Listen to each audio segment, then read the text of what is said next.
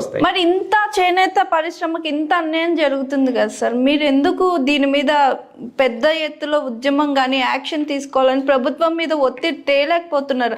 అంటే దీనికంటూ మీరు ప్రత్యేకంగా యూనియన్స్ పెట్టుకొని మరీ పోరాడుతున్నారు కదా. ఈ పోరాటం అనేది నిరంతరం జరుగుతుంది. దేంట్లో వెనుకడిగేసేటువంటి ప్రసక్తే లేదు, ఆలోచనే లేదు.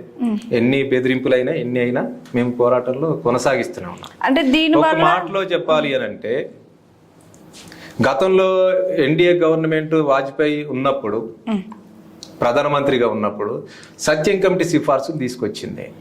సత్యం కమిటీ సిఫార్సుల వల్ల ఆ మొత్తం భారతదేశంలో ఉన్నటువంటి వస్త్ర పరిశ్రమ మొత్తం సంక్షోభంలో కురుకుపోయింది. ఆ రోజు వాజ్పేయి చేసినటువంటి నిర్ణయానికి వ్యతిరేకంగా గల్లీ నుంచి ఢిల్లీ దాకా పెద్ద ఎత్తున పోరాటం చేసినాం. సత్యం కమిటీ సిఫార్సుల్ని వెనక్కి కొట్టగలిగినాం. అదేవిధంగా కాంగ్రెస్ గవర్నమెంట్ అధికారంలోకి వచ్చిన తర్వాత కూడా చేనేత సహకార సంఘాలకు సంబంధించి చేనేత కార్మికులకు సంబంధించినటువంటి రుణాలు మాఫీ చేయాలని కూడా ఢిల్లీ దాకా పోరాటం చేసినాం. చేనేత సహకార సంఘాలకి కార్మికులకి రుణాలు మాఫీ చేయించుకున్నాం. అది పోరాటం వల్ల అయింది. 2016, 2015 ఆ సందర్భంలో బీఆర్ఎస్ గవర్నమెంట్ ఉంది, టీఆర్ఎస్. ఆ రోజు చేనేత రంగానికి నయా పైసా కూడా కేటాయించాలి ప్రభుత్వం, ఒక్క పైసా కూడా బడ్జెట్లో కేటాయించాలి. ఆ కేటాయించినటువంటి సందర్భంలో అన్ని సంఘాలను కలుపుకొని పెద్ద ఎత్తున పోరాటం చేసినాం. ఈ రాష్ట్రంలో అసెంబ్లీలోనే అప్పటి ముఖ్యమంత్రి ఈ రాష్ట్రంలోనే ఒక్క చేనేత మొగ్గం కూడా లేదు, కార్మికులు లేరని ప్రభుత్వం ఆ సందర్భంలో ప్రకటించింది. చేనేత మొగ్గాలు ఉన్నాయి, కార్మికులు ఉన్నారు, ఈ రాష్ట్రంలో సమస్యలు ఉన్నాయి అని ప్రభుత్వం తెలియజేయడం కోసం మొత్తం తెలంగాణ రాష్ట్ర వ్యాప్తంగా బస్సు యాత్ర చేసినాం. ఎక్కడైతే మొగ్గాలు ఉన్నాయో ఆ రోజు రాజోలిలో ప్రారంభమై పోచంపల్లిలో ముగించాము బస్సు యాత్ర.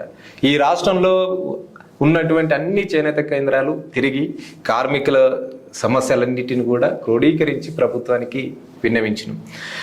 ఒక్క పైసా కూడా కేటాయించినటువంటి పరిస్థితిలో ఉన్న పరిస్థితుల్ని ప్రభుత్వానికి చెప్పినాం. ఆ రోజు కేటీఆర్ గారు చేనేత జౌళి శాఖ మంత్రి ఈ రాష్ట్రంలో ఉన్నటువంటి కార్మికుల సమస్యలన్నీ కూడా వారి ముందు పెట్టాం.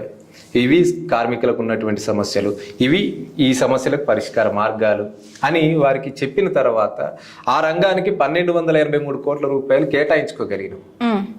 ఈ రాష్ట్రంలో మొగ్గాలే లేవన్నప్పుడు గ్రామాల్లో ఏదో పల్లెటూరులో ఉన్నటువంటి మొగ్గాలని హైదరాబాద్ ఇందిరా పార్క్ దగ్గరికి తీసుకొచ్చి మొగ్గాలు ఉన్నాయి అని భారీ మొగ్గాల ప్రదర్శన చేసినాం.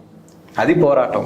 ఆ పోరాటం వల్లనే, ఆ బస్సు యాత్ర వల్లనే ఆ రోజు 1283 కోట్ల రూపాయలు బడ్జెట్లో కేటాయించుకోగలిగినాం. నేతన్న బీమా మా పోరాటం వల్లే వచ్చింది. థ్రిఫ్ట్ ఫండ్ పథకం ఆ పోరాటం వల్లే వచ్చింది. యారన్ సబ్సిడీ రావడం ఆ పోరాటం వల్లే వచ్చింది. బడ్జెట్ కేటాయించుకున్న ఈ పథకాలు వచ్చిన ఆ రోజు చేసినటువంటి పోరాటం, అవి సాధించుకున్నాం పోరాటం వల్ల.